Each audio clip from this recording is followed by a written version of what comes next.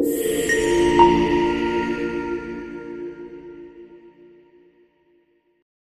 এখানে একটু কালো জিরে দিয়ে দিয়েছি, তারপর আমি এখানে একটু আলু কুচি করে রেখেছিলাম সেটা দিয়ে দিয়েছি, তারপরে দুইটা কাঁচামরিচ ফালি দিয়ে দিয়েছি, তারপর সব কয়টা আমি এখানে ভালো করে নাড়াচাড়া করে নিব।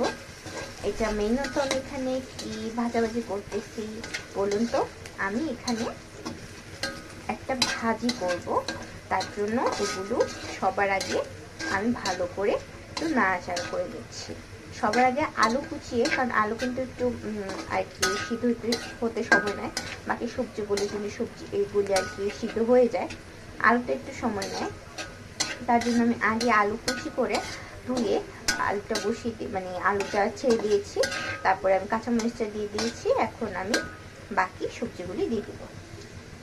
এই যে বাকি সবজিগুলো ফুলকপি আর সিম, বরবটিও বলে অনেকে এটাকে, এগুলি ধুয়ে রেখেছিলাম, ছড়ে নিয়েছি, এবার এগুলো দিয়ে দিব।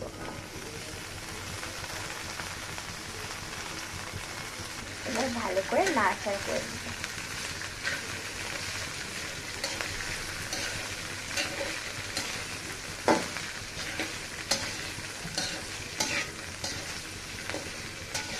এই সবজিগুলি হয়ে যাবে কিছুক্ষণ নাড়াচাড়া করলেই।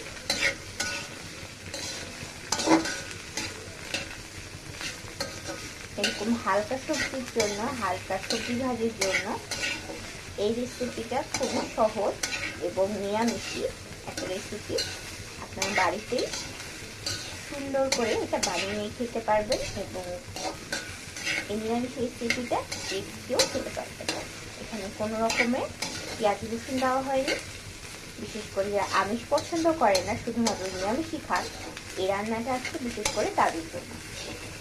যারা মাংসের কিনে মাংস ভোজন করে না বা মাংস ভক্ষণ করে না, তো এটা তাদের জন্য বিশেষ করে রান্নাটা। লবণ নাড়াচাড়া করে নিব ভালো করে।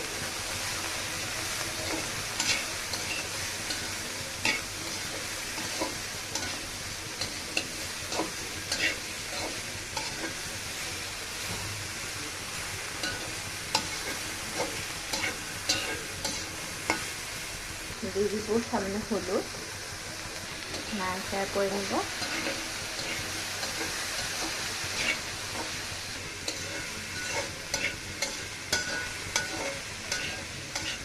ধনিয়া পাতা ধুয়ে নিয়েছি, ধনিয়া পাতা কুচি দিয়ে দিব। এক কুচনো ধনিয়া পাতা নিয়েছি, এবার দিয়ে দেব। দিয়ে ভালো করে নাড়াচাড়া করে হয়ে গেল আমাদের ভাজি।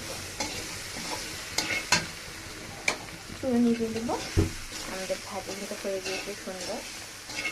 এবার এরকমভাবে আপনারা সার্ভ করে দিতে পারেন। আর অবশ্যই আপনারা একটা ভালো লাগলে আমাদের পাশে থাকবেন, একটি লাইক করে এবং সাবস্ক্রাইব করবেন। সবাই ভালো থাকবেন, সুস্থ থাকবেন। আজকের মতো এখানে বিদায় নিচ্ছি। সবাইকে শুভ সন্ধ্যা।